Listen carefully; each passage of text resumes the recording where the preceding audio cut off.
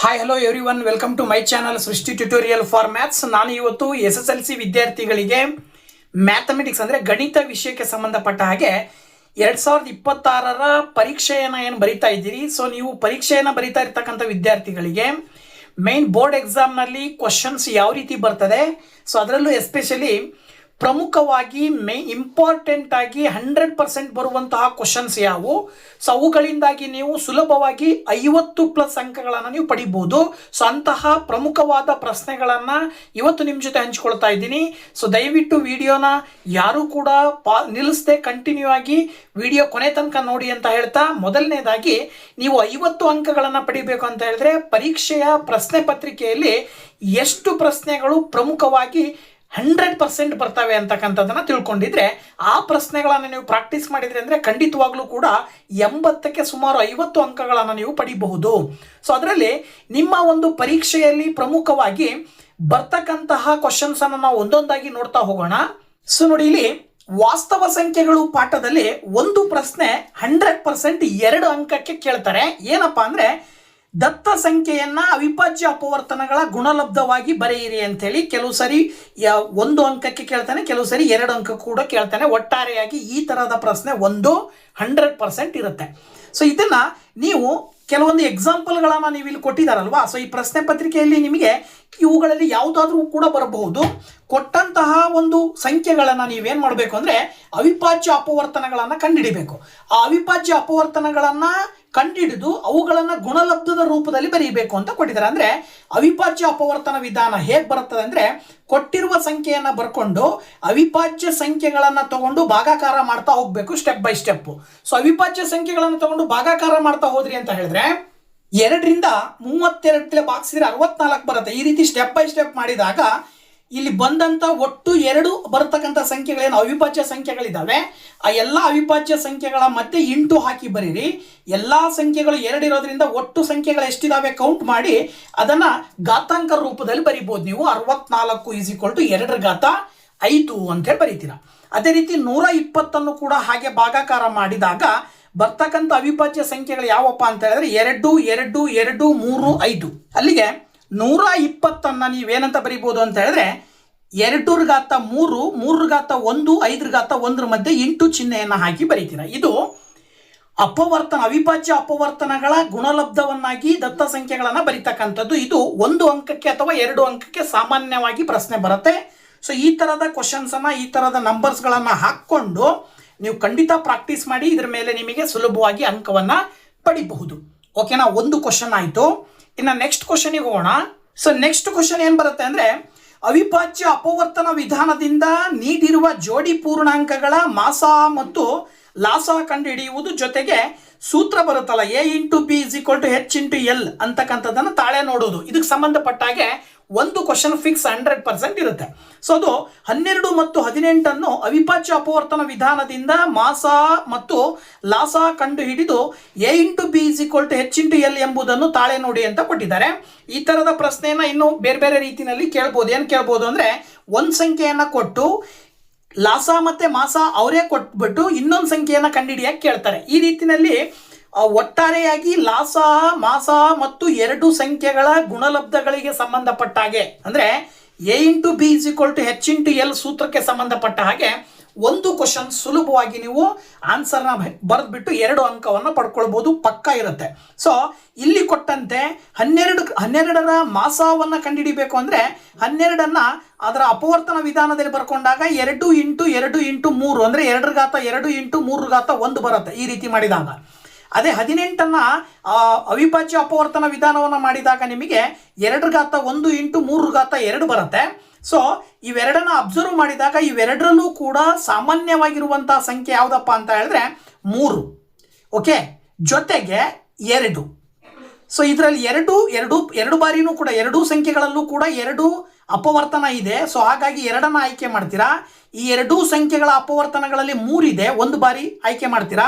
3 ಮತ್ತು 2 ಗುಣಾಕಾರ ಮಾಡಿದರೆ 6 ಬರುತ್ತೆ, ಅದು ಮಾಸ ಆಗಿರುತ್ತೆ.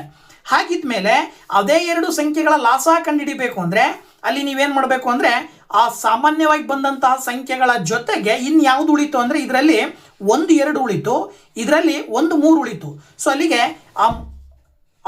ಬಂದಂಥ 6 ಜೊತೆಗೆ ಮತ್ತೆ ಇಂಟು 2 ಇಂಟು 3 ಮಾಡಿದ್ರಿ ಅಂದರೆ 2 ಇಂಟು 3 ಮಾಡಿದ್ರಿ ಅಂದರೆ 2 4 3 9 ಅಲ್ಲಿಗೆ ಉತ್ತರ ಏನು ಬರುತ್ತೆ 36 ಬರುತ್ತೆ.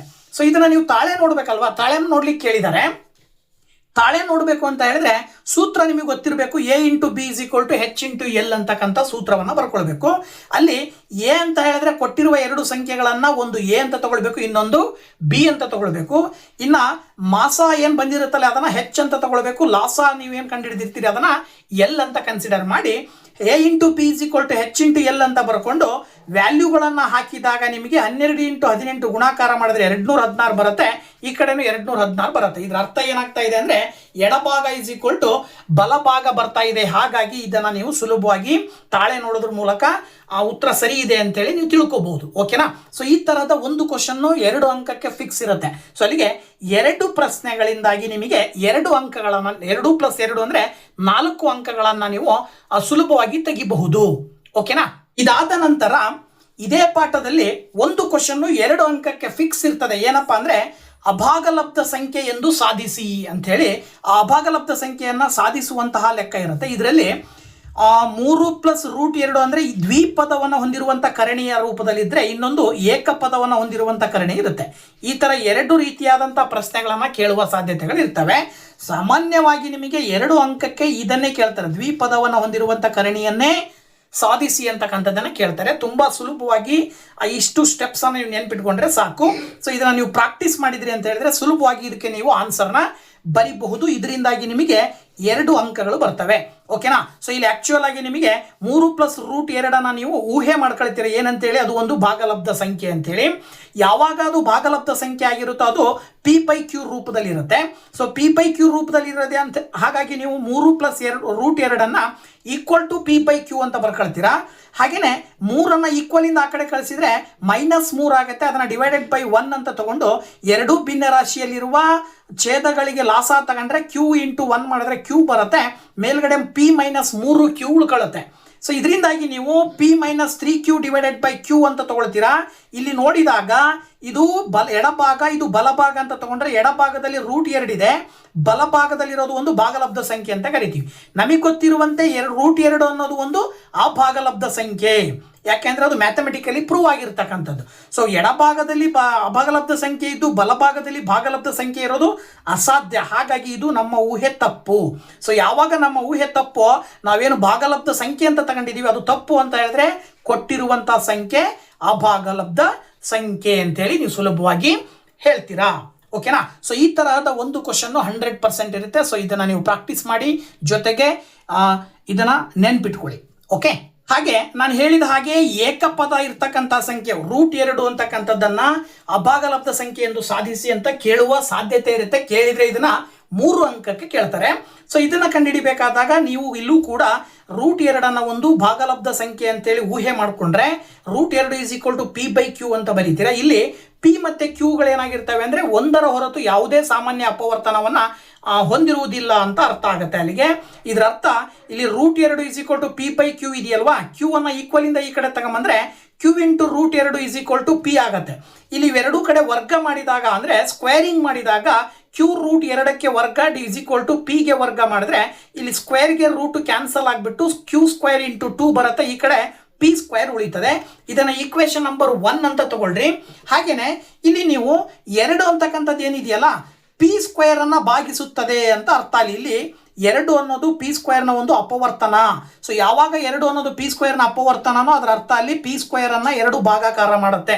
ಹಾಗಿದ್ಮೇಲೆ p ಅನ್ನು ಕೂಡ ಭಾಗಾಕಾರ ಮಾಡಬೇಕು. ಅದು p² ನ ಭಾಗ ಮಾಡ್ತಾ ಇದೆ ಅಂದ್ರೆ p ಅನ್ನು ಕೂಡ ಭಾಗ ಮಾಡುತ್ತೆ. ಆದ್ದರಿಂದ ಇಲ್ಲಿ ನೀವು p = 2m ಅಂತ ತಗೊಂಡ್ರಿ ಅಂತ ಹೇಳಿದ್ರೆ ಇಲ್ಲಿ ನಿಮಗೆ 1ನೇ ಸಮೀಕರಣಕ್ಕೆ ವ್ಯಾಲ್ಯೂ ಹಾಕಿದಾಗ p ಇರೋ ಜಾಗದಲ್ಲಿ 2m ಹಾಕಿ ಸ್ಕ್ವೇರ್ ಅಂತ ತಗೊಂಡ್ರಿ ಅಂತ ಹೇಳಿದ್ರೆ q² × 2 = 2ಗೆ ಸ್ಕ್ವೇರ್ ಮಾಡಿದ್ರೆ 4 ಬರುತ್ತೆ, m² ಆಯಿತು.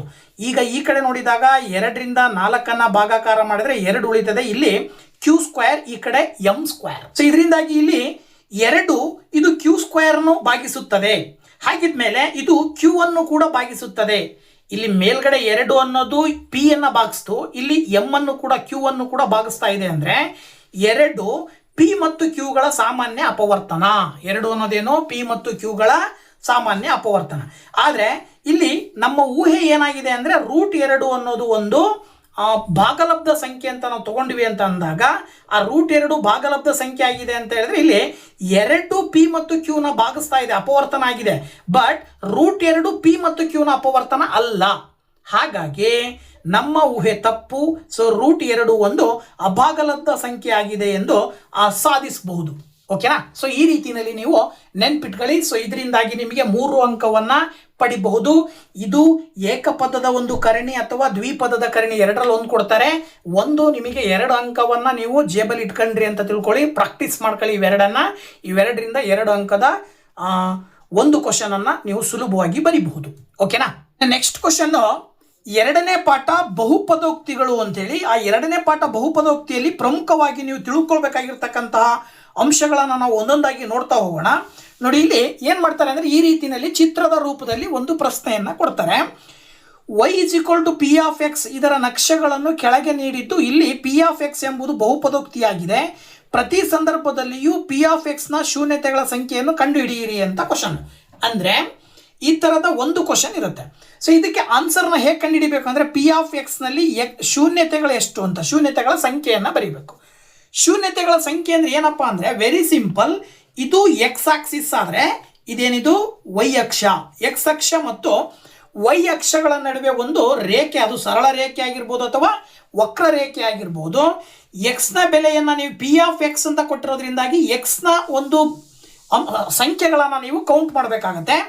ಎಕ್ಸ್ನ ಮೇಲೆ ಆ ರೇಖೆ ಎಷ್ಟು ಬಾರಿ ಪಾಸ್ ಆಗಿದೆಯೋ ಅದನ್ನು ನೀವು ಆ ಒಂದು ರೇಖೆಯ ಅಥವಾ ಆ ಒಂದು ಎಕ್ಸ್ನ ಶೂನ್ಯತೆ ಅಂತೇಳಿ ಆಯ್ಕೆ ಮಾಡ್ತೀರಾ, ಉತ್ತರವನ್ನಾಗಿ ಬರಿಬೇಕಾಗತ್ತೆ. ಇಲ್ಲಿ ಎಕ್ಸ್ ಅಕ್ಷದ ಮೇಲೆ ಈ ರೇಖೆ ಎಷ್ಟು ಬಾರಿ ಹಾದೋಗಿದೆಯಪ್ಪ ಅಂತ ಕೌಂಟ್ ಮಾಡಿದರೆ 1 ಬಾರಿ ಎಕ್ಸ್ ಅಕ್ಷವನ್ನು ಮುಟ್ಟುವುದರ ಮೂಲಕ ಪಾಸ್ ಆಗಿದೆ.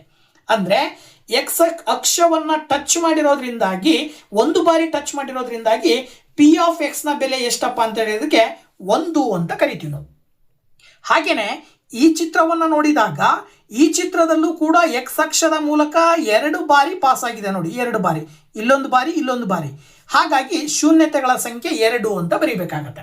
ಇನ್ನು ಈ ಚಿತ್ರವನ್ನು ಅಬ್ಸರ್ವ್ ಮಾಡಿದ್ರೆ ಎಕ್ಸ್ ಅಕ್ಷದ ಮೇಲೆ ಸುಮಾರು ಎಷ್ಟು ಬಾರಿ ಪಾಸ್ ಆಗಿದೆ ಅನ್ನೋದನ್ನು ಕೌಂಟ್ ಮಾಡ್ತಾ ಬಂದ್ರಿ ಅಂದರೆ 1, 2, 3, 4 ಜೊತೆಗೆ ಇಲ್ಲೊಂದು ಐತಲ್ವಾ, ಒಟ್ಟು 5 ಬಾರಿ ಎಕ್ಸ್ ಅಕ್ಷವನ್ನು ವಕ್ರರೇಖೆಯ ಒಂದು ಪಾಸ್ ಆಗಿದೆ ಅಂತ ಅಂದಾಗ ಇಲ್ಲಿ ನೀವೇನಂತ ಬರೀಬೇಕು, ಶೂನ್ಯತೆಗಳ ಸಂಖ್ಯೆ 5 ಅಂತೇಳಿ ಬರಿಬೇಕಾಗತ್ತೆ. ಓಕೆನಾ? ಸೊ ಈ ರೀತಿಯಲ್ಲಿ ಪ್ರತಿಯೊಂದಕ್ಕೂ ಕೂಡ ನೀವು ನೋಡ್ತಾ ಹೋದರೆ ಪ್ರತಿಯೊಂದರ ಶೂನ್ಯತೆಗಳ ಸಂಖ್ಯೆಯನ್ನು ಕೂಡ ನೀವೇ ಬರಿಬಹುದು. ಇಲ್ಲಿ ಇದರ ಆಧಾರದ ಮೇಲೆನೆ ಕೆಳಗಡೆ ಇರುವಂತಹ ಚಿತ್ರಗಳಿಗೂ ಕೂಡ ನೀವು ಬರಿಬಹುದಾಗಿದೆ. ಸೊ ಈ ಥರ ನಿಮಗೆ ಏನು ಮಾಡ್ತಾರೆ ಅಂದರೆ ಚಿತ್ರವನ್ನು ಅವ್ರು ಕೊಟ್ಟು ಚಿತ್ರದಕ್ಕೆ ಸಂಬಂಧಪಟ್ಟ ಹಾಗೆ p(x) ಅಂತ ಕೊಟ್ಟು ಅಲ್ಲಿ ಶೂನ್ಯತೆಗಳ ಸಂಖ್ಯೆ ಎಷ್ಟು ಅಂತ ಕಂಡುಹಿಡಿಯಕ್ಕೆ ಕೇಳ್ತಾರೆ. ಸೊ ನೀವು ಈ ರೀತಿಯಲ್ಲಿ ಶೂನ್ಯತೆಗಳನ್ನು ಕೌಂಟ್ ಮಾಡಿ ಬರಿಬೇಕಾಗತ್ತೆ. ಓಕೆನಾ? ಇನ್ನು ಅದೇ ರೀತಿ 1 ಅಂಕಕ್ಕೆ ಮಲ್ಟಿಪಲ್ ಚಾಯ್ಸ್ ಅಥವಾ 1 ಅಂಕದಲ್ಲಿ ಈ ಒಂದು ಘಾತಾಂಕಗಳಿಗೆ ಸಂಬಂಧಪಟ್ಟ ಹಾಗೆ ಅಂದರೆ ಬಹುಪದೋಕ್ತಿಗಳ ಮಹತ್ತಮ ಘಾತ, ಡಿಗ್ರಿ ಅಂತ ಕರಿತೀರಲ್ವ ನೀವು, ಆ ಡಿಗ್ರಿಯನ್ನು ಬರೆಯೋದಕ್ಕೆ ಸಂಬಂಧಪಟ್ಟ ಹಾಗೆ ನಿಮಗೆ ಒಂದು ಕ್ವಶನ್ ಇರುತ್ತೆ. ಸೊ ನೀವಿಲ್ಲಿ ಆ ಡಿಗ್ರಿಯನ್ನು ಬರಿಬೇಕಾದಾಗ ನಿಮ್ಗೆಲ್ಲರಿಗೂ ಕೂಡ ಗೊತ್ತಿರುತ್ತೆ, ನೀವು ಅಬ್ಸರ್ವ್ ಮಾಡಬೇಕು ಕೊಟ್ಟಿರುವಂಥ ಬಹುಪದೋಕ್ತಿ ಯಾವುದದು, ರೇಖಾತ್ಮಕನ, ಸರಳ ರೇಖಾತ್ಮಕ ಬಹುಪದೋಕ್ತಿನ ಅಥವಾ ವರ್ಗ ಬಹುಪದೋಕ್ತಿನ ಅಥವಾ ಘನ ಬಹುಪದೋಕ್ತಿನ ಅಂತ ನೋಡಿಬಿಟ್ಟು ಸರಳ ರೇಖಾತ್ಮಕ ಅಂತ ಹೇಳಿದ್ರೆ ಮಹತ್ತಮ ಘಾತ 2 ಅಂತ ಬರಿಬೇಕು. ಹಾಗೆಯೇ ಇದು ಏನಾದರೂ ಸರಳ ಅಲ್ಲ, ಯಾವುದಿದು ವರ್ಗ ಆದರೆ, ಸರಳ ರೇಖಾತ್ಮಕ ಆದರೆ ಅಲ್ಲಿ ಘಾತ ಏನಾಗಿರುತ್ತೆ ಅಂತ ಹೇಳಿದ್ರೆ 1 ಇರುತ್ತೆ. ಸೊ ಈ ರೀತಿಯಲ್ಲಿ ನೀವು ಅಬ್ಸರ್ವ್ ಮಾಡಿ, ನಿಮಗೆ ಅದನ್ನೆಲ್ಲ ನೆನ್ಪಿಟ್ಕೊಳ್ಳಿಕ್ಕೆ ಆಗಲಿಲ್ಲ ಅಂದರೆ ಕೊಟ್ಟಿರುವ ಸಮೀಕರಣದಲ್ಲಿ ಎಕ್ಸ್ ಕೊಟ್ಟಿರ್ತಾರಲ್ವಾ, ಕೊಟ್ಟಿರುವ ಚರಾಂಶ ಎಕ್ಸ್ ಆಗಿದ್ರೆ ಎಕ್ಸಿಗೆ ಪವರ್ ಜಾಸ್ತಿ ಯಾವುದಿರುತ್ತೋ ನೋಡಿ, ಹೆಚ್ಚಿನ ಪವರ್ ಯಾವ ನಂಬರ್ ಇರುತ್ತೋ ಆ ನಂಬರನ್ನು ಬರಿಬೇಕಿಲ್ಲ. 2 ಇರೋದ್ರಿಂದ 2 ಬರಿತೀರಾ, ಇಲ್ಲೂ 2 ಇದೆ ಅಂದರೆ ಈ ಕೊಟ್ಟಿರುವ ಒಂದು ಬಹುಪದೋಕ್ತಿಯ ಮಹತ್ತಮ ಘಾತ ಎಷ್ಟಪ್ಪ ಅಂದರೆ 2 ಅಂತ ಬರಿಬೇಕು. ಈ ಬಹುಪದೋಕ್ತಿಯ ಮಹತ್ತಮ ಘಾತ ಎಷ್ಟು ಅಂತ ನೋಡ್ತಾ ಹೋದಾಗ ಜಾಸ್ತಿ ಸಂಖ್ಯೆ, ದೊಡ್ಡ ಪವರ್ 3 ಇರೋದ್ರಿಂದಾಗಿ ನೀವೇನಂತ ಬರಿಬೇಕು, ಇದಕ್ಕೆ ಆನ್ಸರು 3 ಅಂತ ಬರೀಬೇಕು. ಸೊ ಈ ರೀತಿಯಲ್ಲಿ ಕೆಲವೊಂದನ್ನು ಎಕ್ಸಾಂಪಲ್ ತೋರಿಸಿದ್ದೀನಿ. ಸೊ ಇದರ ಆಧಾರದ ಮೇಲೆ ನೀವು ಕೊಟ್ಟಿರುವ ಘಾತಾಂಕ ಬಹುಪದೋಕ್ತಿಯನ್ನು ಅಬ್ಸರ್ವ್ ಮಾಡಿಬಿಟ್ಟು ಅದರಲ್ಲಿ ಹೈಯೆಸ್ಟ್ ಡಿಗ್ರಿ ಎಷ್ಟಿರುತ್ತೋ ನೋಡಿಬಿಟ್ಟು ಅದರ ಆಧಾರದ ಮೇಲೆ ನೀವೇನು ಬರೀಬೇಕು, ಮಹತ್ತಮ ಘಾತ ಅಥವಾ ಡಿಗ್ರಿ ಅಂತ ಕೊಟ್ಟಿರ್ತಾರೆ, ಅದಕ್ಕೆ ನೀವು ಆನ್ಸರನ್ನು ಬರಿಬೇಕಾಗತ್ತೆ. ಇದು 1 ಅಂಕಕ್ಕೆ 100% ಒಂದು ಕ್ವಶನ್ ಇರುತ್ತೆ. ಓಕೆನಾ? ಹಾಗೆ ಇದೇ ಬಹುಪದೋಕ್ತಿಗಳಲ್ಲಿ ಮತ್ತೊಂದು ಪ್ರಶ್ನೆ ಇರುತ್ತೆ, ಏನಪ್ಪಾ ಅಂದ್ರೆ ವರ್ಗ ಬಹುಪದೋಕ್ತಿಯನ್ನ ಕೊಟ್ಬಿಟ್ಟು ಈ ವರ್ಗ ಬಹುಪದೋಕ್ತಿಯ ಶೂನ್ಯತೆಗಳನ್ನು ಕಂಡುಹಿಡಿಯಿರಿ ಅಂತ ಕೇಳ್ತಾರೆ. ಜಸ್ಟ್ ಶೂನ್ಯತೆಗಳನ್ನು ಕಂಡುಹಿಡಿಯಕ್ಕೆ ಕೇಳ್ತಾರೆ. ಅದು ಎಷ್ಟು ಮಾರ್ಕ್ಸಿಗೆ? 2 ಮಾರ್ಕ್ಸಿಗೆ. ಇದೇ ಕ್ವಶನ್ ಅನ್ನ 3 ಮಾರ್ಕ್ಸಿಗೆ ಕೇಳಿದ್ರೆ ಶೂನ್ಯತೆಗಳನ್ನು ಕಂಡುಹಿಡಿಯಿರಿ, ಜೊತೆಗೆ ಶೂನ್ಯತೆಗಳು ಮತ್ತು ಸಹಗುಣಕಗಳ ನಡುವಿನ ಸಂಬಂಧವನ್ನು ತಾಳೆ ನೋಡಿ ಅಂತೇಳಿ ಕೇಳ್ತಾರೆ. 2 ಅಂಕಕ್ಕೆ ಒಂದು ಕೇಳಬಹುದು, 3 ಅಂಕಕ್ಕೂ ಕೂಡ ಕೇಳುವ ಸಾಧ್ಯತೆಗಳು ಇರ್ತವೆ. ಸೊ 2 ಅಂಕಕ್ಕೆ ಕೇಳೋದಾದ್ರೆ ಜಸ್ಟ್ ಶೂನ್ಯತೆಗಳನ್ನು ಕಂಡುಹಿಡಿಯಿರಿ ಅಂತ ಕೇಳ್ತಾರೆ. 3 ಅಂಕಕ್ಕೆ ಕೇಳಿದ್ರೆ ಕಂಡುಹಿಡಿದಿರುವ ಶೂನ್ಯತೆಗಳ ಜೊತೆಗೆ ಸಹಗುಣಕಗಳ ನಡುವಿನ ಸಂಬಂಧವನ್ನ ತಾಳೆ ನೋಡಿ ಅಂತ ಕೇಳ್ತಾರೆ. ಸೊ ಇವಾಗ ನೀವು ಕೊಟ್ಟಿರುವಂತಹ ಬಹುಪದೋಕ್ತಿಯನ್ನ ನೀವೇನ್ ಮಾಡಬೇಕು ಅಂದ್ರೆ ಅಪವರ್ತನ ವಿಧಾನದ ಮೂಲಕವಾಗಿ, ಯಾವ ವಿಧಾನ? ಅಪವರ್ತನ ವಿಧಾನದ ಮೂಲಕವಾಗಿ ನೀವು ಏನ್ ಮಾಡ್ತೀರಾ? ಅಪವರ್ತನಗಳನ್ನ ಕಂಡುಹಿಡ್ತಿರ್ತೀರಾ. 2 ಅಪವರ್ತನಗಳನ್ನ ಈಕ್ವಲ್ ಟು 0 ಅಂತ ನೀವು ತಗೊಂಡ್ರಿ ಅಂತ ಹೇಳಿದ್ರೆ ಅಲ್ಲಿ ನಿಮಗೆ ಎಕ್ಸ್ ನ ಬೆಲೆಗಳು ಬರ್ತಾವೆ. ಸೊ ಎಕ್ಸ್ ನ ಬೆಲೆ ಏನ್ ಬರುತ್ತೆ? 1/3 ಬರುತ್ತೆ. ಈ ಕಡೆ ಇನ್ನೊಂದು ಕಡೆ ಎಕ್ಸ್ ನ ಬೆಲೆ -2 ಬಂದಿದೆ. ಸೊ ಎಕ್ಸ್ ನ ಬೆಲೆ ಒಂದ್ ಕಡೆ -2, ಇನ್ನೊಂದು ಕಡೆ 1/3 ಇರುತ್ತಲ್ವಾ. ಈ 2 ಶೂನ್ಯತೆಗಳು, ವರ್ಗ ಬಹುಪದೋಕ್ತಿಗೆ 2 ಶೂನ್ಯತೆಗಳು ಬರ್ತವೆ.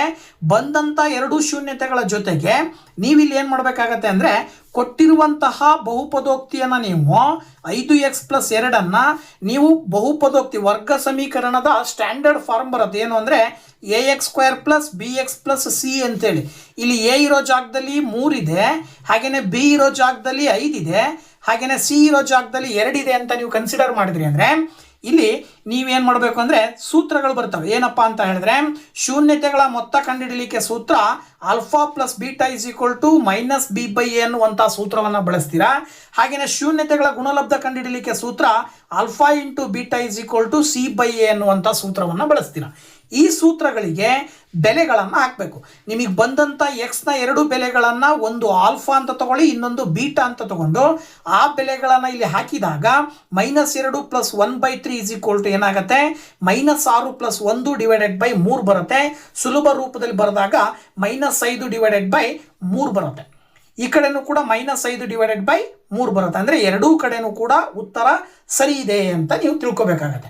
ಅದೇ ರೀತಿ ಶೂನ್ಯತೆಗಳ ಗುಣಲಬ್ಧಕ್ಕೂ ಕೂಡ ನೀವೇನ್ ಮಾಡ್ಬೇಕಾಗತ್ತೆ ಇಲ್ಲಿ ಅಂದ್ರೆ ಆಲ್ಫಾ ಮತ್ತೆ ಬೀಟಾದ ಬೆಲೆಯನ್ನು ಹಾಕಬೇಕು. ಇವೆರಡನ್ನ ಸುಲಭ ರೂಪದಲ್ಲಿ ಬರೆದ್ರಿ ಅಂತ ಹೇಳಿದ್ರೆ ನಿಮಗೆ -2/3 ಎಡಭಾಗದಲ್ಲಿ ಬರುತ್ತೆ, ಬಲಭಾಗದಲ್ಲೂ ಕೂಡ -2/3 ಬರುತ್ತೆ. ಈ ರೀತಿಯಲ್ಲಿ ನೀವು 2 ಕಡೆ ಸಮ ಬರೋ ರೀತಿಯಲ್ಲಿ ನೋಡ್ತೀರಾ.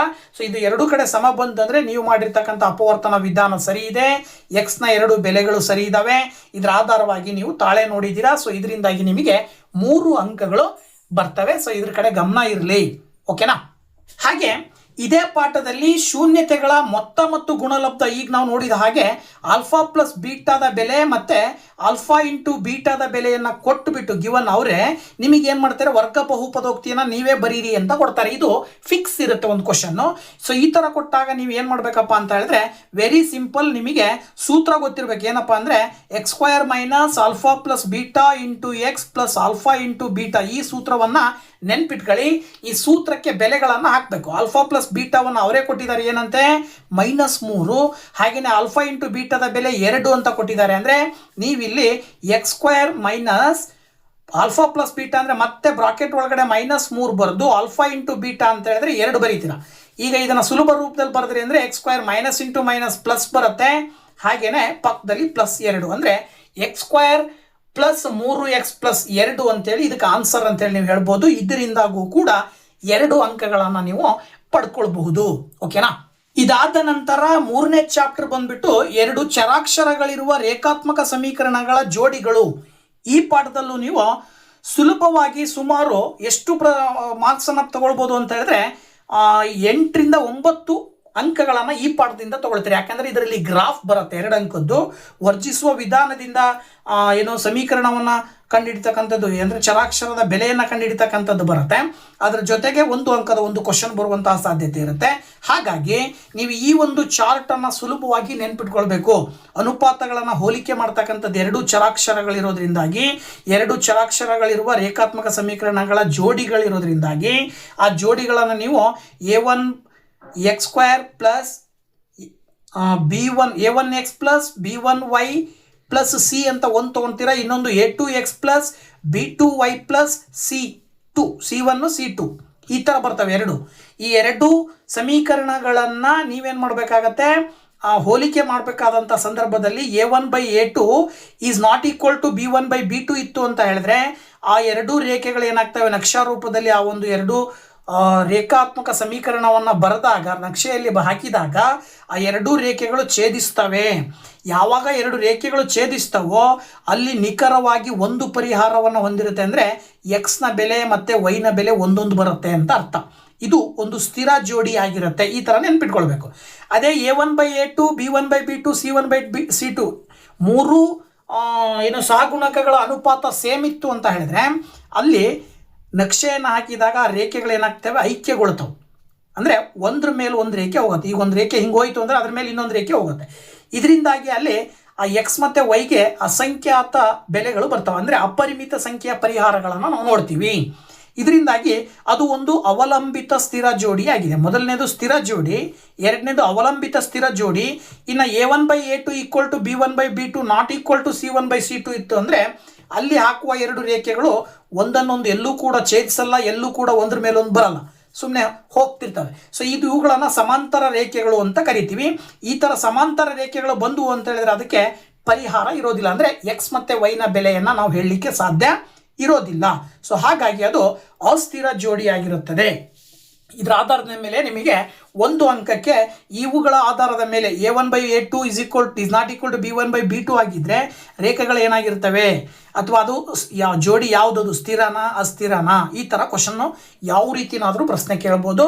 ಎಲ್ಲ ಪ್ರಶ್ನೆಗಳಿಗೂ ಉತ್ತರವನ್ನು ನೀವು ಈ ಒಂದು ಚಾರ್ಟನ್ನು ಪರ್ಫೆಕ್ಟಾಗಿ ಪ್ರಾಕ್ಟೀಸ್ ಮಾಡಿದರೆ ಸುಲಭವಾಗಿ ಒಂದು ಅಂಕ ಎಕ್ಸಾಕ್ಟ್ಲಿ ನೀವು ಪಡ್ಕೊಳ್ಬೋದು. ಇನ್ನು ಈ ಟೇಬಲ್ನ ಆಧಾರದ ಮೇಲೆ ಪ್ರಶ್ನೆ ಹೇಗೆ ಬರುತ್ತೆ ಅನ್ನೋದಕ್ಕೆ ಸಂಬಂಧಪಟ್ಟಾಗ ಒಂದು ಎಕ್ಸಾಂಪಲ್ ನೋಡೋದಾದರೆ, ಎರಡು ಚರಾಕ್ಷರಗಳಿರುವ ರೇಖಾತ್ಮಕ ಸಮೀಕರಣಗಳ ಜೋಡಿಯು ಅಸ್ಥಿರವಾಗಿದ್ದಾಗ ಅವು ಎಷ್ಟು ಪರಿಹಾರಗಳನ್ನು ಹೊಂದಿರುತ್ತವೆ. ನೋಡಿ, ಇಲ್ಲಿ ಅಸ್ಥಿರ ಜೋಡಿ ಆಗಿದ್ದರೆ ಪರಿಹಾರ ಎಷ್ಟಿರುತ್ತೆ, ಪರಿಹಾರ ಇಲ್ಲ, ಯಾವುದೇ ಪರಿಹಾರಗಳನ್ನು ಹೊಂದಿರುವುದಿಲ್ಲ. ಒಂದು ಎಕ್ಸಾಂಪಲ್ ತೋರಿಸಿದ್ದೀನಿ. ಸೊ ಈ ಥರದ ಪ್ರಶ್ನೆಗಳು ನಿಮಗೆ ಯಾವ ರೀತಿನಾದರೂ ಕೇಳಬಹುದು. ಸೊ ಪ್ರಾಕ್ಟೀಸ್ ಮಾಡಿ ಇದರಿಂದ ಒಂದು ಅಂಕವನ್ನು ಪಡ್ಕೊಳ್ಬಹುದು. ಓಕೆನಾ? ಸೊ ನೋಡಿ, ಅದೇ ರೀತಿ ಇನ್ನೊಂದು ಕ್ವಶನ್ ಇಲ್ಲಿ ಕೊಟ್ಬಿಟ್ಟಿದ್ದಾರೆ ಅವರೇ. x-y = 8 ಮತ್ತು 3x-3y = 16 ಈ ರೇಖಾತ್ಮಕ ಸಮೀಕರಣಗಳ ಜೋಡಿಗಳು ಪ್ರತಿನಿಧಿಸುವ ರೇಖೆಗಳು, ಪರಿಹಾರಗಳ ಸಂಖ್ಯೆ ಹಾಗೂ ಸ್ಥಿರತೆಯನ್ನು ಬರೆಯಿರಿ ಅಂತ. ಇದಕ್ಕೆ ನೀವೇನು ಮಾಡಬೇಕಾಗತ್ತೆ ಅಲ್ಲಿ ಅಂದರೆ ಆ ಸಹಗುಣಕಗಳ ಸಂಬಂಧವನ್ನು ಬರ್ಕೊಳ್ಬೇಕು. ಮೊದಲನೇದು A1x B1y C1, ಎರಡನೇದು A2x B2y C2. ಅಲ್ಲಿಗೆ A1 ಅಂತ ಹೇಳಿದ್ರೆ 1, B1 ಅಂತ ಹೇಳಿದ್ರೆ -1, C1 ಅಂದರೆ -8. ಹಾಗೆಯೇ A2 ಅಂದರೆ 3, B2 ಅಂದರೆ -3 ಜೊತೆಗೆ C2 ಅಂತ ಹೇಳಿದ್ರೆ -16. ಸೊ A1/A2 ಮಾಡಿದ್ರೆ 1/3 ಮಾಡ್ತೀರಾ, 1/3 ಬಂತು A1/A2. B1/B2 ಮಾಡಿದಾಗ -1/-3 ಕ್ಯಾನ್ಸಲ್ ಆಗಿ 1/3 ಬರ್ತದೆ. ಅದೇ ರೀತಿಯಲ್ಲಿ C1/C2 ಅಂದರೆ -8/-16 ಮಾಡಿದ್ರೆ 1/2 ಬರುತ್ತೆ. ಇಲ್ಲಿ ನೀವು ಅಬ್ಸರ್ವ್ ಮಾಡಿದ್ರೆ A1/A2 B1/B2 ಸಮ ಇದೆ, C1/C2 ಬೇರೆ ಇದೆ. ಅಂದರೆ ಇದರ ಅರ್ಥ ಏನಾಗುತ್ತೆ ಅಂದರೆ ಇವೆರಡು ರೇಖೆಗಳು ಸಮಾಂತರ ರೇಖೆಗಳಾಗಿರ್ತವೆ. ಎರಡು ರೇಖೆಗಳು ಸಮಾಂತರ ರೇಖೆಗಳಾಗಿರ್ತವೆ ಅಂದರೆ ಅದು ಯಾವುದೇ ಪರಿಹಾರವನ್ನು ಹೊಂದಿರುವುದಿಲ್ಲ. ಅದರ ಅರ್ಥ ಅದು ಅಸ್ಥಿರ ಜೋಡಿಗಳಾಗಿರ್ತವೆ. ಈ ಥರ ಬರೀಲಿಕ್ಕೆ ಸಪೋಸ್ ಕೇಳಿದರೆ 2 ಅಂಕಕ್ಕೆ ಈ ಥರದ ಪ್ರಶ್ನೆಯನ್ನು ಕೇಳುವ ಸಾಧ್ಯತೆ ಇರುತ್ತೆ. ಸೊ ಇದನ್ನು ಪ್ರಾಕ್ಟೀಸ್ ಮಾಡಿ. ಓಕೆ, ಇನ್ನು ನೆಕ್ಸ್ಟ್ ತುಂಬಾ ಪ್ರಮುಖವಾಗಿರ್ತಕ್ಕಂಥದ್ದು ಈ ಪಾಠದಲ್ಲಿ ನಕ್ಷೆಯ ಸಹಾಯದಿಂದ ರೇಖಾತ್ಮಕ ಸಮೀಕರಣಗಳ ಜೋಡಿಗೆ ಪರಿಹಾರವನ್ನ ಹೇಳ್ತಕ್ಕಂಥದ್ದು. ಅಂದ್ರೆ ನಿಮಗೆ ಈ ತರ ಪ್ರಶ್ನೆ 4 ಅಂಕಕ್ಕೆ x+2y = 6 ಮತ್ತು x+y = 5 ಈ ರೇಖಾತ್ಮಕ ಸಮೀಕರಣಗಳ ಜೋಡಿಯನ್ನು ನಕ್ಷೆಯ ಸಹಾಯದಿಂದ ಬಿಡಿಸಿ ಅಂತ ಕ್ವಶನ್ ಇರುತ್ತೆ. ಸಿಂಪಲ್ ಆಗಿ ನೀವು ಇದನ್ನ ಏನು ಮಾಡಬೇಕು ಅಂದ್ರೆ ಈ ರೀತಿನಲ್ಲಿ ಆ ಎರಡೂ ಸಮೀಕರಣಗಳಿಗೆ ಬಾಕ್ಸ್ ಹಾಕೊಂಡು ಎಕ್ಸ್ಗೆ 2 ಬೆಲೆಗಳನ್ನು ತಗೋಬೇಕು. ಎಕ್ಸ್ಗೆ 0 ಒಂದ್ಸರಿ ತಗೊಂಡ್ರೆ 6 ಒಂದ್ಸರಿ ತಗೊಂಡ್ರೆ 0 ತಗೊಂಡಾಗ ವೈನ ಬೆಲೆ 3 ಬರುತ್ತೆ. ಹಾಗೆಯೇ ಎಕ್ಸ್ನ ಬೆಲೆ 6 ತಗೊಂಡ್ರೆ ವೈನ ಬೆಲೆ 0 ಬರುತ್ತೆ. ಅದೇ ರೀತಿ ಇಲ್ಲೂ ಕೂಡ ಅಷ್ಟೇ, ಎಕ್ಸ್ಗೆ 0 ಹಾಕಿದರೆ ವೈ ಬೆಲೆ 5 ಬರುತ್ತೆ. ಹಾಗೆಯೇ ಎಕ್ಸ್ಗೆ 5 ಹಾಕಿದರೆ ವೈನ ಬೆಲೆ 0 ಬರುತ್ತೆ. ಈ ರೀತಿಯಲ್ಲಿ ನೀವು 2 ಬಾಕ್ಸ್ಗಳನ್ನು ಹಾಕ್ಕೊಂಡು ಈ ರೀತಿ ಸ್ಕೇಲ್ ಅಂತ ಬರ್ಕೊಂಡು ಈ ಥರ ಒಂದು ಎಕ್ಸ್ ಆಕ್ಸಿಸ್ ಮತ್ತು ವೈ ಆಕ್ಸಿಸ್ 1 ಸೆಂಟಿಮೀಟರ್ = 1 ಯೂನಿಟ್, ಇಲ್ಲಿ 1 ಸೆಂಟಿಮೀಟರ್ = 1 ಯೂನಿಟ್ ಅಂತ ಬರ್ಕೊಂಡು ಗ್ರಾಫಲ್ಲಿ ಈ ರೀತಿಯಲ್ಲಿ ಎಕ್ಸ್ ಅಕ್ಷ ಮತ್ತು ವೈ ಅಕ್ಷ ಅಂತ ಬರ್ಕೊಂಡು ಎಕ್ಸ್ ಡ್ಯಾಶ್ ವೈ ಡ್ಯಾಶ್ ಅಂತ ಬರ್ಕೊಳ್ಳೋದ್ರ ಮುಖಾಂತರವಾಗಿ ಪಾಸಿಟಿವ್ ಧನಾತ್ಮಕ ಸಂಖ್ಯೆಗಳು, ಈ ಕಡೆ ಋಣಾತ್ಮಕ ಸಂಖ್ಯೆಗಳು, ಮೇಲ್ಗಡೆ ಧನಾತ್ಮಕ ಸಂಖ್ಯೆಗಳು, ಕೆಳಗಡೆ ಋಣಾತ್ಮಕ ಸಂಖ್ಯೆಗಳನ್ನು ಬರ್ಕೊಂಡು ಆ ಬಿಂದುಗಳನ್ನು ಇಲ್ಲಿ ನೀವು ಪಾಯಿಂಟನ್ನು ಮಾರ್ಕ್ ಮಾಡಬೇಕು. 0,3 ಅಂತ ಹೇಳಿದ್ರೆ 0,3 ಅಂದರೆ ಇಲ್ಲಿ ಬರುತ್ತೆ. 6,0 ಅಂತ ಹೇಳಿದ್ರೆ 6,0 ಅಂದರೆ ಇಲ್ಲಿ ಬರುತ್ತೆ. ಆ ಎರಡೂ ರೇಖೆಗಳನ್ನು ಬಿಂದುಗಳನ್ನು ಮಾರ್ಕ್ ಮಾಡಿ ಎರಡೂ ಬಿಂದುಗಳ ಮೂಲಕ ಒಂದು ರೇಖೆಯನ್ನು ಹಾಕ್ತೀರಾ. ಇನ್ನು ಈ ಒಂದು ಸಮೀಕರಣದ ಬಿಂದುಗಳನ್ನು ನೋಡಿದರೆ 0,5 0,5 ಅಂದರೆ ಇಲ್ಲೇ ಬರುತ್ತೆ. 5,0 ಅಂತ ಹೇಳಿದ್ರೆ 0,5 ಅಂದರೆ ಇದು, 5,0 ಅಂದರೆ ಇದು.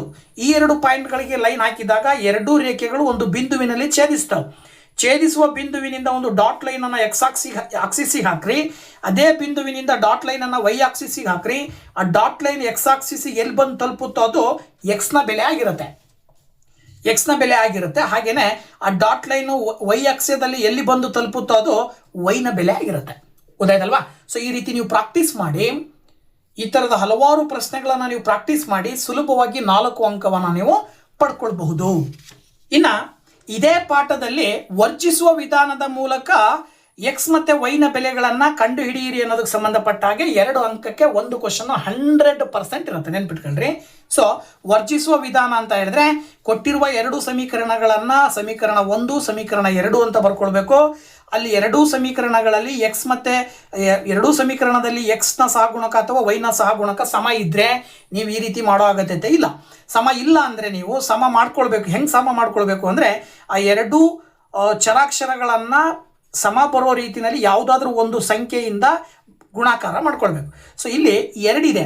ಸೊ ಇಲ್ಲಿ 2 ಇದೆ ಅಂದರೆ ವೈಗೆ ಮೊದಲನೇ ಸಮೀಕರಣದ ವೈಗೂ ಕೂಡ 2 ಬರಬೇಕು ಅಂದರೆ ಇಡೀ ಸಮೀಕರಣವನ್ನು 2ರಿಂದ ಗುಣಾಕಾರ ಮಾಡಬೇಕು. ಅಲ್ಲಿಗೆ 2 ಇಂಟು ಎಕ್ಸ್ ಮಾಡಿದ್ರೆ 2x ಬರುತ್ತೆ, ಪ್ಲಸ್ 2 ಇಂಟು ವೈ ಮಾಡಿದ್ರೆ 2y ಬರುತ್ತೆ, 9 ಇಂಟು 2 ಮಾಡಿದ್ರೆ 18 ಬರುತ್ತೆ.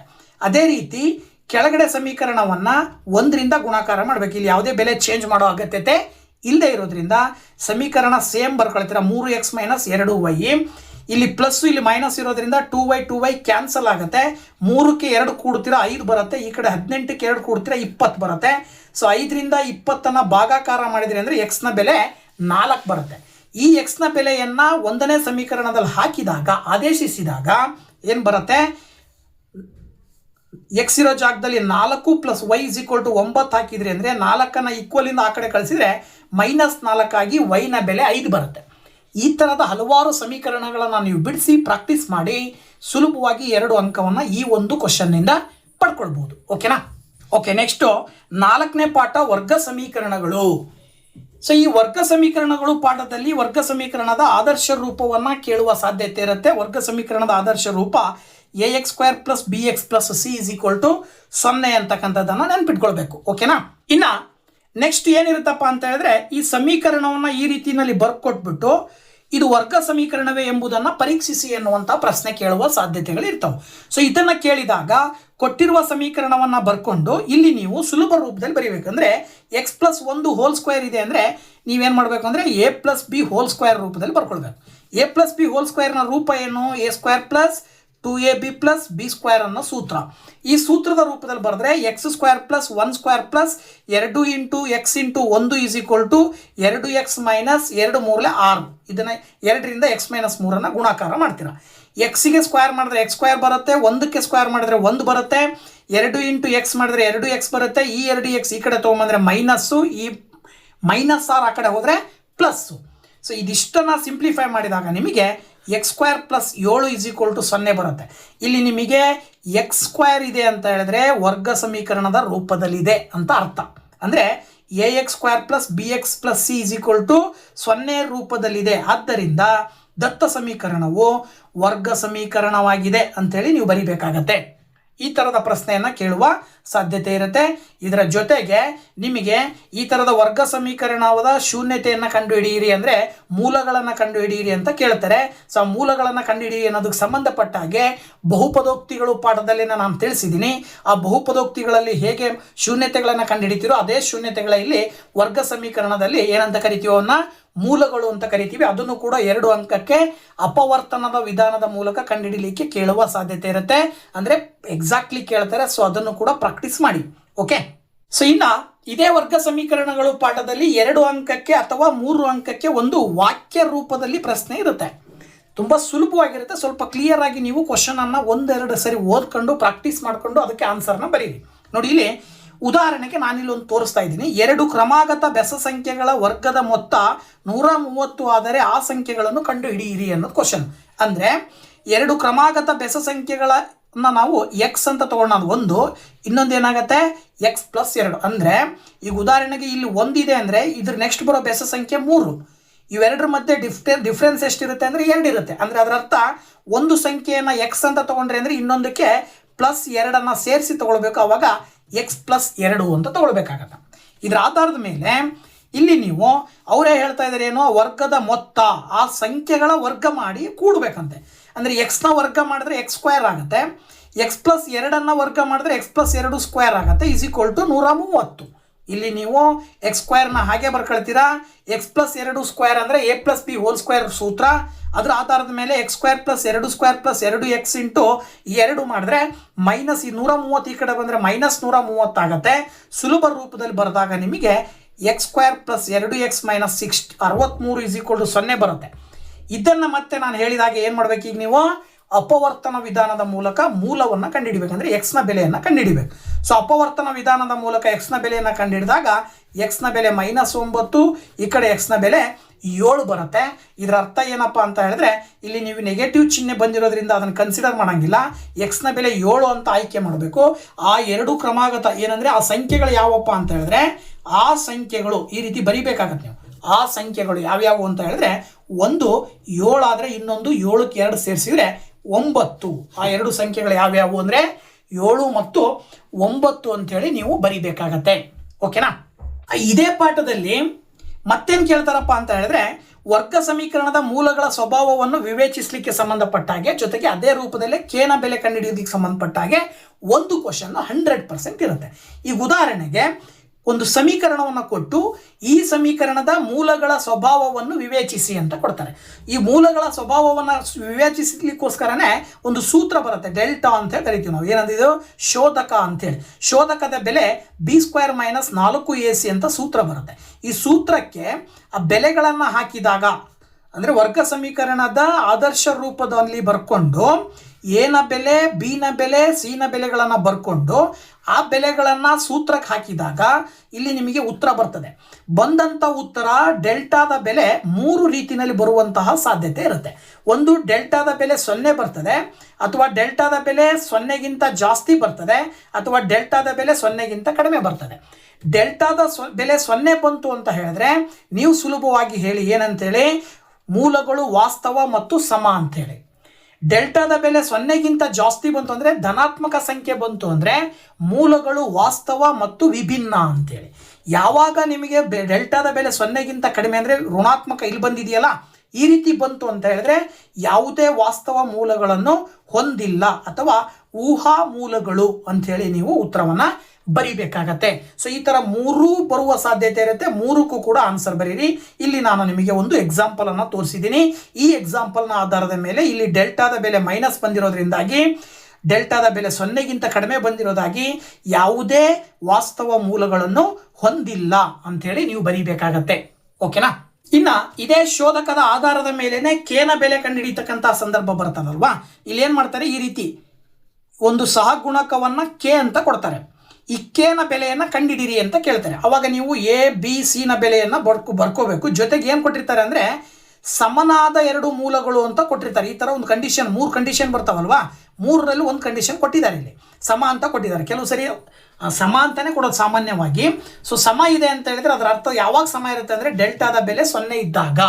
ಸೊ ಡೆಲ್ಟಾದ ಬೆಲೆ 0 ಅಂತ ಬರ್ಕೊಂಡು ಡೆಲ್ಟಾದ ಸೂತ್ರವನ್ನು ಹಾಕಿ ಇಲ್ಲಿ ಮೇಲಿರುವ ಎಲ್ಲ ಬೆಲೆಗಳನ್ನು ಹಾಕಿ ನೀವು ಸಬ್ಸ್ಟಿಟ್ಯೂಟ್ ಮಾಡಿ ಸುಲಭ ರೂಪದಲ್ಲಿ ಬರೆದಾಗ ಕೊನೆಗೆ ಆನ್ಸರು ಕೇನ ಬೆಲೆ ಸಿಗುತ್ತೆ. ಇಲ್ಲಿ ನಿಮಗೆ ಕೇನ ಬೆಲೆ 2√6 ಅಂತಕ್ಕಂಥದ್ದು ಸಿಕ್ಕಿದೆ. ಸೊ ಈ ರೀತಿಯಲ್ಲಿ ಕೇನ ಬೆಲೆ ಕಂಡುಹಿಡಿಯುವಂತಹ ಒಂದು ಪ್ರಶ್ನೆನೂ ಕೂಡ ಬರುತ್ತೆ. ಸೊ ಇದ್ರ ಕಡೆ ನಿಮ್ಮ ಗಮನ ಇರಲಿ, ಜೊತೆಗೆ ಪ್ರಾಕ್ಟೀಸ್ ಮಾಡಿ ಇದೇ ಥರದ ಪ್ರಶ್ನೆಗಳನ್ನು. ಓಕೆ, ಇದಾದ ಮೇಲೆ ಸಮಾಂತರ ಶ್ರೇಣಿಗಳು ಪಾಠ. ಆ ಸಮಾಂತರ ಶ್ರೇಣಿಗಳು ಪಾಠದಲ್ಲಿ ನೀವು ಪ್ರಮುಖವಾಗಿ ನೆನ್ಪಿಟ್ಕೊಳ್ಬೇಕು. ಜೊತೆಗೆ ಪ್ರಮುಖವಾಗಿ ಬರ್ತಕ್ಕಂಥದ್ದು ಸಮಾಂತರ ಶ್ರೇಣಿಯ ಸಾಮಾನ್ಯ ರೂಪ ಕೇಳಬಹುದು, ಇದನ್ನು ನೆನ್ಪಿಟ್ಕೊಳ್ಳಿ. ಸಮಾಂತರ ಶ್ರೇಣಿಯ ಎನ್ನನೇ ಪದ ಕಂಡುಹಿಡಿಯುವ ಸೂತ್ರ ಕೇಳಬಹುದು, ನೆನ್ಪಿಟ್ಕೊಳ್ರಿ.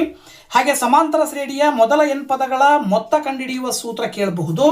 ಹಾಗೆಯೇ ಸಮಾಂತರ ಶ್ರೇಣಿಯ ಮೊದಲ ಪದ ಮತ್ತು ಕೊನೆಯ ಪದ ಕೊಟ್ಬಿಟ್ಟು ಅದ್ರದ್ದು ಮೊತ್ತ ಕಂಡುಹಿಡಿಯೋಕ್ಕೆ ಸೂತ್ರ ಕೇಳ್ಬೋದು, ಅದನ್ನು ಕೂಡ ನೆನ್ಪಿಟ್ಕೊಳ್ರಿ.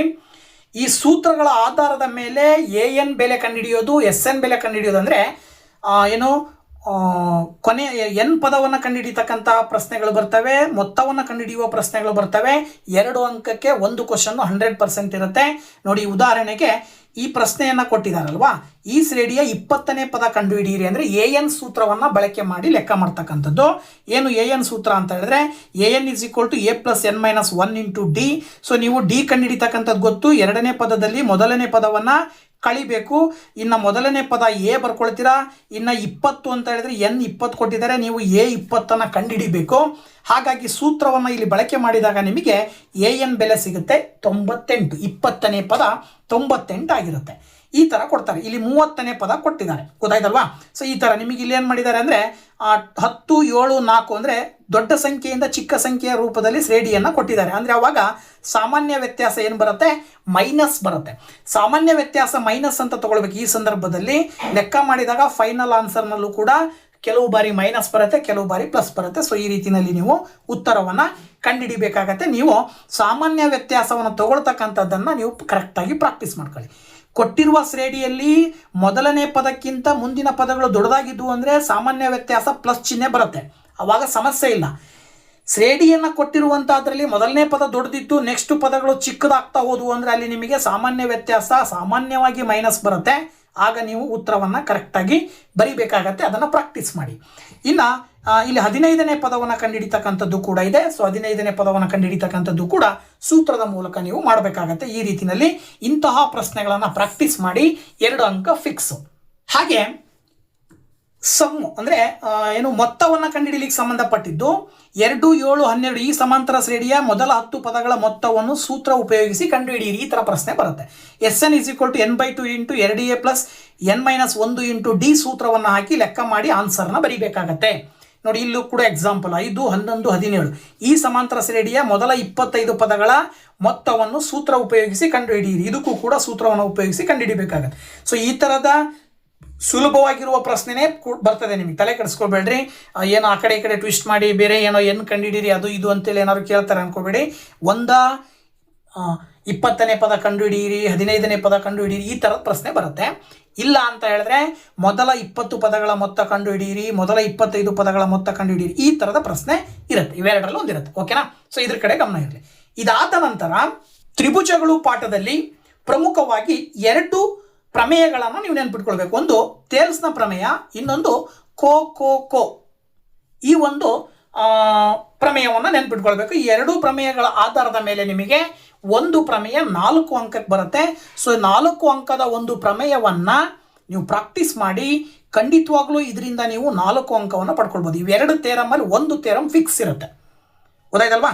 ಸೊ ಇವೆರಡು ಥೇರಮನ್ನು ಎಕ್ಸಾಕ್ಟ್ಲಿ ಪರ್ಫೆಕ್ಟಾಗಿ ಪ್ರಾಕ್ಟೀಸ್ ಮಾಡಿ. ಸೊ 4 ಅಂಕ ಫಿಕ್ಸ್. ನೆಕ್ಸ್ಟ್ ಇದಾದ್ಮೇಲೆ ನಿರ್ದೇಶಾಂಕ ರೇಖಾಗಣಿತ ಪಾಠದಲ್ಲಿ ಬಿಂದುಗಳ ನಡುವಿನ ದೂರ ಕಂಡುಹಿಡಿಯುವ ಸೂತ್ರದ ಆಧಾರದ ಮೇಲೆ ಸೂತ್ರನು ಕೇಳ್ಬೋದು, ಸೂತ್ರದ ಮೇಲಿನ ಲೆಕ್ಕವನ್ನು ಕೂಡ ಕೇಳ್ತಾರೆ. ಮೂಲ ಬಿಂದು ಮತ್ತು ಇನ್ನೊಂದು ಬಿಂದುವಿನ ನಡುವಿನ ದೂರವನ್ನು ಕಂಡುಹಿಡಿಯುವಂಥ ಸೂತ್ರ D = √(x² + y²) ಈ ಸೂತ್ರವನ್ನು ನೆನ್ಪಿಟ್ಕೊಳ್ಬೇಕು. ಭಾಗ ಪ್ರಮಾಣದ ಸೂತ್ರ ಸೆಕ್ಷನ್ ಫಾರ್ಮುಲಾ ಅಂತ ಕರಿತೀವಿ, ಆ ಸೂತ್ರವನ್ನು ನೆನ್ಪಿಟ್ಕೊಳ್ಬೇಕು.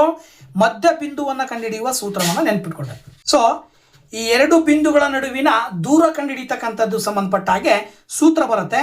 ಈ ಸೂತ್ರವನ್ನು ಹಾಕಿಬಿಟ್ಟು 2 ಬಿಂದುಗಳ ನಡುವಿನ ದೂರವನ್ನು ಕಂಡುಹಿಡಿಬೇಕು. ಗೊತ್ತಾಯ್ತಲ್ವಾ. D = √(x2 - x1) + y2 - y1². 2 ಬಿಂದುಗಳನ್ನು ಕೊಟ್ಟಿರ್ತಾರೆ. ಕೊಟ್ಟಿರುವ 2 ಬಿಂದುಗಳನ್ನು ಒಂದನ್ನು x1 y1 ಅಂತ ತಗೊಳ್ಬೇಕು, ಇನ್ನೊಂದು x2 y2 ಅಂತ ತಗೊಳ್ಬೇಕು. ಆ ಬೆಲೆಗಳನ್ನು ಇಲ್ಲಿ ಸೂತ್ರಕ್ಕೆ ಹಾಕಿ ಸುಲಭ ರೂಪಕ್ಕೆ ತಂದಾಗ ನಿಮಗೆ ಸುಲಭವಾಗಿ 2 ಅಂಕಗಳು ಸಿಗ್ತಾವೆ. ಈ ರೀತಿಯಲ್ಲಿ ಈ ಥರದ ಇನ್ನೊಂದು ಕೂಡ ಎಕ್ಸಾಂಪಲ್ ಇದೆ. ಸೊ ಈ ಥರದ ಪ್ರಶ್ನೆಗಳನ್ನು ನೀವು ಪ್ರಾಕ್ಟೀಸ್ ಮಾಡಿ 2 ಅಂಕಗಳನ್ನು ಸುಲಭವಾಗಿ ಪಡ್ಕೊಳ್ಬೋದು.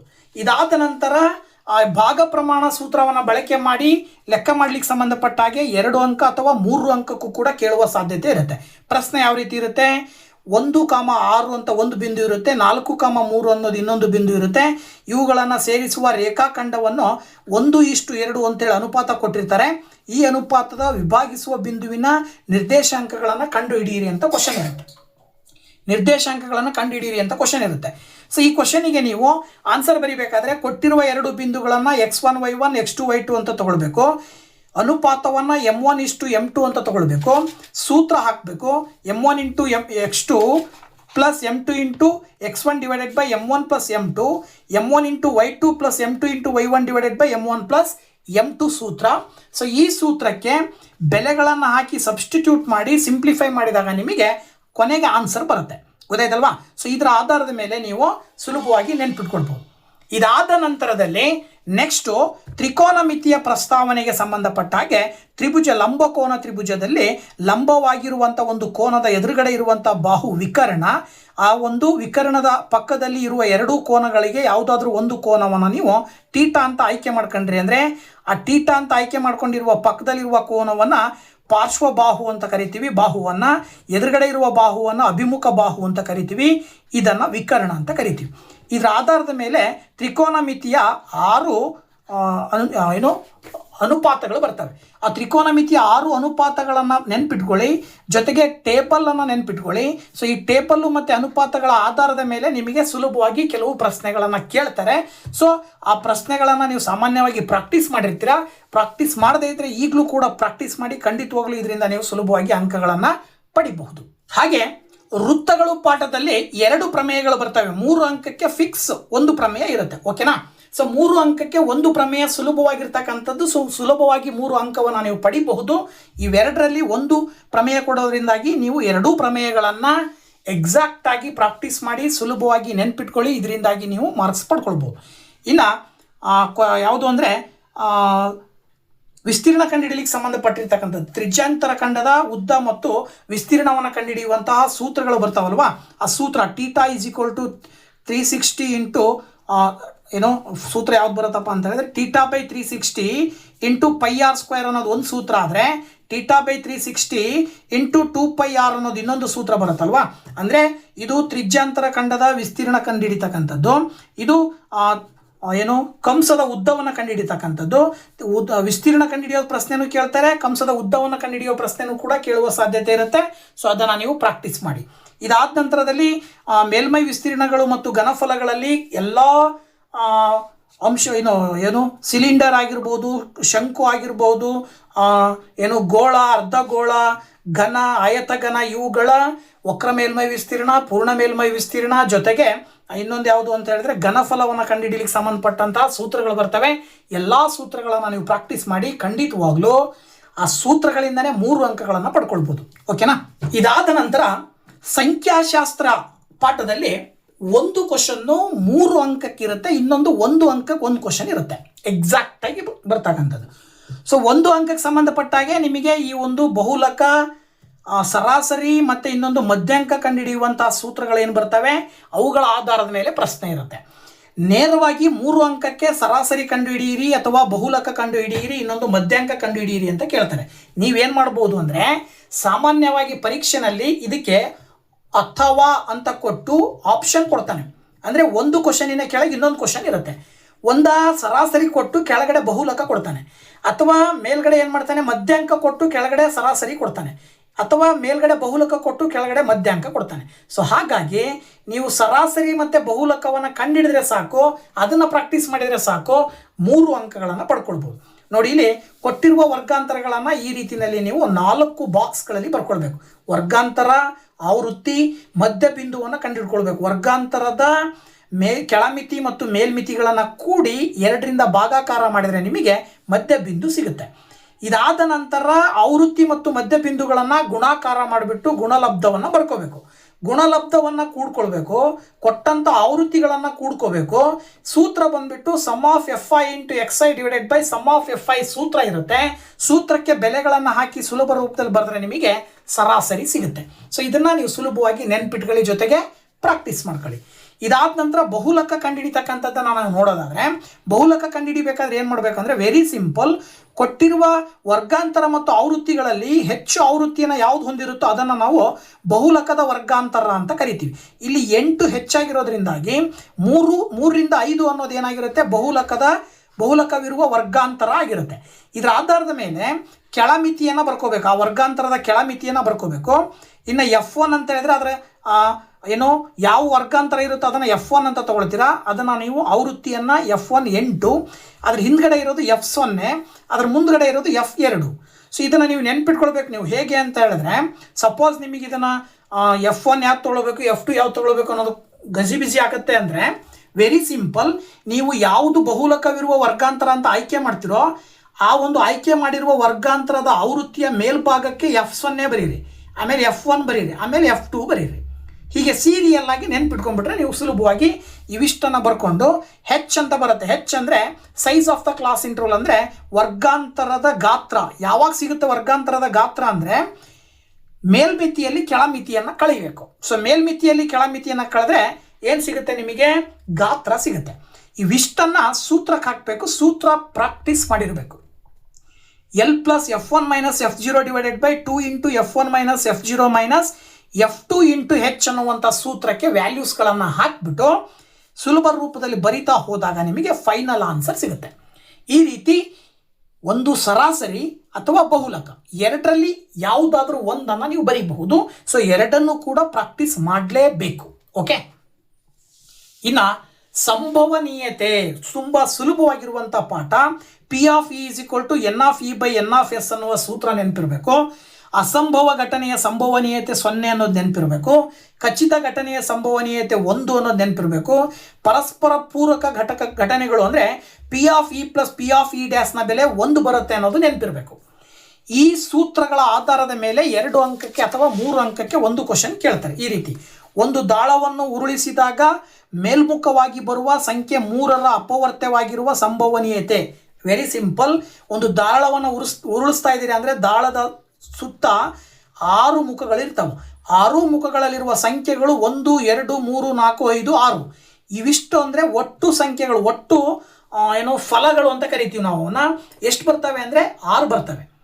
ಇದರಲ್ಲಿ 3ರ ಅಪವರ್ತ್ಯಗಳು ಯಾವಪ್ಪ ಅಂತ ನೀವು ಕೌಂಟ್ ಮಾಡ್ತಾ ಹೋದರೆ 3ರ ಅಪವರ್ತ್ಯ ಅಂದರೆ 3 ಮಗ್ಗಿನಲ್ಲಿ ಬರೋವು ಯಾವ್ಯಾವು? 1 ಮತ್ತು 2. ಸೊ ಹಾಗಾಗಿ ಒಟ್ಟು ಎಷ್ಟು ಸಂಖ್ಯೆಗಳಿದ್ದಾವೆ? 2 ಸಂಖ್ಯೆಗಳಿದ್ದಾವೆ. ಇದರ ಅರ್ಥ ಸೂತ್ರಕ್ಕೆ ನೀವು ವ್ಯಾಲ್ಯೂಸನ್ನು ಹಾಕಿದ್ರಿ ಅಂದರೆ 2 ಬಾರ್ 6 ಬರುತ್ತೆ. 6ನೇ 2. ಇದನ್ನು ಇನ್ನೂ ಸುಲಭ ರೂಪದಲ್ಲಿ ನೀವು ಬರೀಬಹುದು. 1 ಡಿವೈಡೆಡ್ ಬೈ 3 ಅಂದರೆ 3ನೇ 1 ಅಂತೇಳಿ ಕೂಡ ಬರೀಬಹುದು. ಓಕೆನಾ? ಇದಾದ ನಂತರ ಇಲ್ಲೂ ಕೂಡ ಇನ್ನೊಂದು ಎಕ್ಸಾಂಪಲ್ ಇದೆ. ಕುಂದಿಲ್ಲದ ಒಂದು ನಾಣ್ಯವನ್ನು 2 ಬಾರಿ ಚಿಮ್ಮಿದಾಗ ಫಲಿತಾಂಶವು ಕನಿಷ್ಠ 1 ಬಾರಿಯಾದರೂ ಶಿರ ಮೇಲೆ ಬರುವ ಸಂಭವನೀಯತೆಯನ್ನು ಕಂಡುಹಿಡಿಯಿರಿ. ಕ್ವಶನ್. ಸೊ ಇದಕ್ಕೆ ಪರಿಹಾರ, 2 ಕಾಯಿನನ್ನು ಒಟ್ಟಿಗೆ ಟಾಸ್ ಮಾಡ್ತಾ ಇದ್ದಾರೆ ಅಂದರೆ 2 ಕಾಯಿನ್ ಹೆಡ್ ಬೀಳ್ಬೋದು, 2 ಕಾಯಿನ್ ಟೈಲ್ ಬೀಳ್ಬೋದು. ಮೊದಲನೇ ಕಾಯಿನ್ ಹೆಡ್ಡು, 2ನೇ ಕಾಯಿನ್ ಟೈಲ್ ಬೀಳ್ಬೋದು. ಮೊದಲನೇ ಕಾಯಿನ್ ಟೈಲು, 2ನೇ ಕಾಯಿನ್ ಹೆಡ್ಡು. ಒಟ್ಟಾರೆ 4 ಫಲಿತಾಂಶಗಳು ಬರೋ ಸಾಧ್ಯತೆ ಇರುತ್ತೆ. ಒಟ್ಟು ಅಂದರೆ N of S is equal to 4. ಕನಿಷ್ಠ 1 ಬಾರಿ ಶಿರ ಮೇಲೆ ಬರೋದು ಕೇಳಿದಾರೆ ಅವರು. ಶಿರ ಎಷ್ಟು ಬಾರಿ ಬಂದಿದೆ ಅಂತ ನೋಡಿದ್ರೆ ಇಲ್ಲೊಂದು ಸರಿ ಬಂದಿದೆ, ಇಲ್ಲೊಂದು ಸರಿ ಬಂದಿದೆ, ಇಲ್ಲೊಂದು ಸರಿ ಬಂದಿದೆ. ಸೊ ಒಟ್ಟು 3 ಬಾರಿ ಶಿರಗಳು ಬಂದಿದ್ದಾವೆ ಅಂತ ಹೇಳಿದ್ರೆ ಇಲ್ಲಿ 3 ಡಿವೈಡೆಡ್ ಬೈ 4 ಉತ್ತರ ಆಗುತ್ತೆ. ಓಕೆನಾ? ಸೊ ಈ ರೀತಿಯಲ್ಲಿ ನೀವು ಸುಲಭವಾಗಿ ಪ್ರಾಕ್ಟೀಸ್ ಮಾಡಿ ಜೊತೆಗೆ ಸುಲಭವಾಗಿ ನೆನ್ಪಿಟ್ಕೊಳ್ಬಹುದು. ಸೊ ಇದರಿಂದಾಗಿ ನೀವು ನನ್ನ ಪ್ರಕಾರ ನಾನೀಗ ಹೇಳಿರುವಂಥ ಇಷ್ಟು ಪ್ರಶ್ನೆಗಳನ್ನು ನೀವು ಪ್ರಾಕ್ಟೀಸ್ ಮಾಡಿದ್ರಿ ಅಂದರೆ ಖಂಡಿತವಾಗ್ಲೂ 50 ಅಂಕಗಳನ್ನು ಸುಲಭವಾಗಿ ನೀವು ಪಡ್ಕೊಳ್ಬಹುದು. ಸೊ ಚೆನ್ನಾಗಿ ಪ್ರಾಕ್ಟೀಸ್ ಮಾಡಿ. ಇದರ ಜೊತೆಗೆ ಇದೆಲ್ಲ ಪ್ರಾಕ್ಟೀಸ್ ಮಾಡಿ ಕಲಿತು ಕಂಪ್ಲೀಟಾಗಿ ನೀವು ಅಭ್ಯಾಸ ಮಾಡಿದ್ದೀರಾ ಅಂತ ಹೇಳಿದ್ರೆ ಇನ್ನು ಮುಂದೂ ಕೂಡ ಇನ್ನೂ ದೊಡ್ಡ ದೊಡ್ಡ ಪ್ರಶ್ನೆಗಳೇನು ಬರ್ತವೆ, ಏನು ವರ್ಗ ಸಮೀಕರಣಗಳು ಪಾಠದಲ್ಲಿ ಸ್ಟೇಟ್ಮೆಂಟ್ ರೂಪದಲ್ಲಿ ಪ್ರಶ್ನೆಗಳು ಬರ್ತವೆ. ಹಾಗೆಯೇ ಸಮಾಂತರ ಶ್ರೇಣಿಗಳು ಪಾಠದಲ್ಲಿ ಸ್ಟೇಟ್ಮೆಂಟ್ ರೂಪದಲ್ಲಿ ಪ್ರಶ್ನೆಗಳು ಬರ್ತವೆ. ಜೊತೆಗೆ ಮೇಲ್ಮೈ ವಿಸ್ತೀರ್ಣಕ್ಕೆ ಸಂಬಂಧಪಟ್ಟಂಥ ಸ್ಟೇಟ್ಮೆಂಟ್ಗಳು ಬರ್ತವೆ. ತ್ರಿಕೋನಮಿತಿಯ ಮೇಲಿನ ಕೆಲವು ಅನ್ವಯಗಳು ಪಾಠದಲ್ಲಿ ಬರ್ತವೆ. ಆ ಎಲ್ಲ ಜೊತೆಗೆ ಇನ್ನೊಂದು ಯಾವುದು ಅಂತ ಹೇಳಿದ್ರೆ ವಿಸ್ತೀರ್ಣ, ವೃತ್ತಕ್ಕೆ ಸಂಬಂಧಿಸಿದ ವಿಸ್ತೀರ್ಣಗಳು ಪಾಠದಲ್ಲೂ ಕೂಡ ಬರ್ತವೆ. ಸೊ ಎಲ್ಲ ಪ್ರಶ್ನೆಗಳನ್ನು ಕೂಡ ಪ್ರಾಕ್ಟೀಸ್ ಮಾಡಿದರೆ ಇನ್ನೂ ಹೆಚ್ಚು ಅಂಕವನ್ನು ಪಡ್ಕೊಳ್ಬೋದು.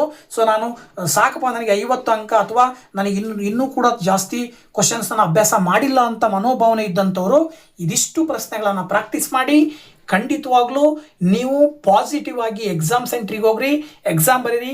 50 ಅಲ್ಲ, 50ಕ್ಕೆ ಇನ್ನೂ +10 ಸೇರಿಸಿ 60 ಅಂಕಗಳನ್ನು ನೀವು ಸುಲಭವಾಗಿ ಪಡಿಬಹುದು. ಸೊ ತಮ್ಮೆಲ್ಲರಿಗೂ ಕೂಡ ಆಲ್ ದಿ ಬೆಸ್ಟ್. ಎಕ್ಸಾಮ್ ಚೆನ್ನಾಗಿ ಬರೀರಿ. ನೆಕ್ಸ್ಟು PUCನಲ್ಲಿ ಒಳ್ಳೆಯ ಒಂದು ಕಾಂಬಿನೇಷನನ್ನು ತೊಗೊಂಡು ನಿಮ್ಮ ಫ್ಯೂಚರ್ ಎಜುಕೇಷನನ್ನು ಕಂಟಿನ್ಯೂ ಮಾಡಿ ಅಂತ ಹೇಳ್ತಾ ಇಷ್ಟೋ ತನಕ ವಿಡಿಯೋ ನೋಡಿದ್ದಕ್ಕೆ ತಮ್ಮೆಲ್ಲರಿಗೂ ಕೂಡ ಥ್ಯಾಂಕ್ಸ್ ಹೇಳ್ತಾ once again thank you very much. Bye bye.